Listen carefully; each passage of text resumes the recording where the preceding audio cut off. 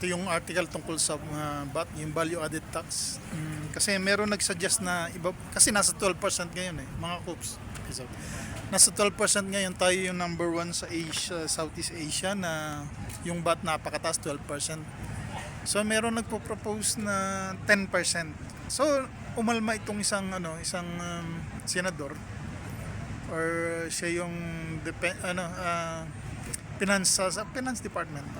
Malulugi daw ang Pilipinas. Imagine, malulugi ang Pilipinas. 12% na nga ang VAT, ang tax. So pag kumain ka sa labas ay magkakaroon ka ng 12% doon sa binabayaran. So matik yun. Ilan yung taong kumakain sa labas sa restaurant and so on and so forth, diba? So 12% yun.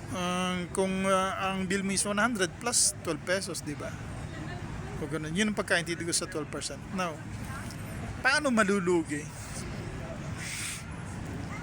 ang bansa if babawasan from 12 to 10%?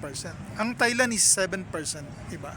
And so that is 5 ang diferensya. Ngayon bababala natin ng 2 lang yung bababa. Paano malulugi yung bansa?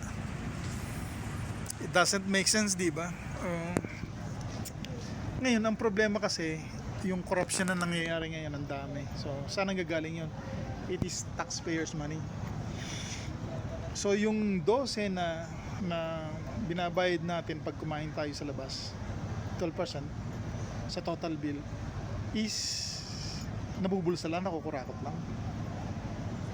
Or liliit yung kurakot nila, kaya sasabihin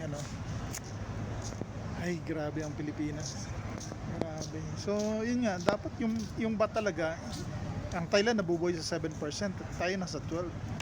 So nabubuhay ang ibang bansa, or say Thailand nabubuhay sa 7% tax, VAT. Ang sa atin 12% kung i-level natin sa Thailand, mabubuhay pa rin tayo 7%. Now kung ibaba ng 10% yung VAT, definitely mabubuhay pa rin tayo. Ang kailangan lang siguro yung government expenditure babaan, di ba? Tsaka siyempre maging transparent lahat, electronic, na makikita na kagad kung saan napunta yung pondo. Wag na yung, kasi grabe, sa bangko kukunin, tapos mali-maleta, ginawang basura, yung pala i-deliver lang sa mga congressman. Nakakalungkot. But yung isang kilala ko sa Bulacan, kilala ko yung naging mayor siya tapos naging congressman, ngayon hindi na makita, tatago na. Ang balita is 9 billion yung kinita niya. So yung nakurakot niya is 9 billion. Siyempre, you have the money, you can go outside the Philippines, tapos magtago ka na lang. Mas doon ka na mamatay Hindi mo na mauubos yung 9 billion na yun, kung ikaw lang, solo mo lang. Tapos nangungupahan ka lang. Grabe, di ba?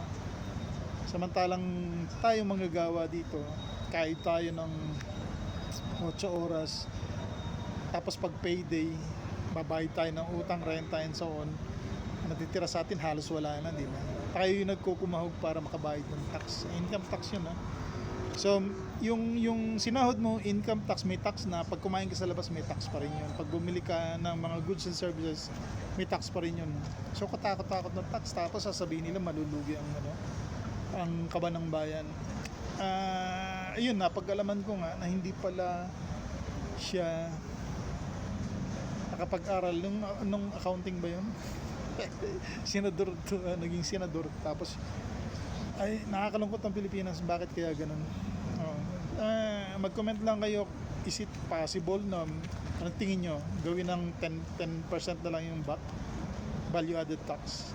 Kasi ngayon 12%, tayo number 1 sa Asia, 12. Tapos ang economy natin bagsak. Bakit ganun?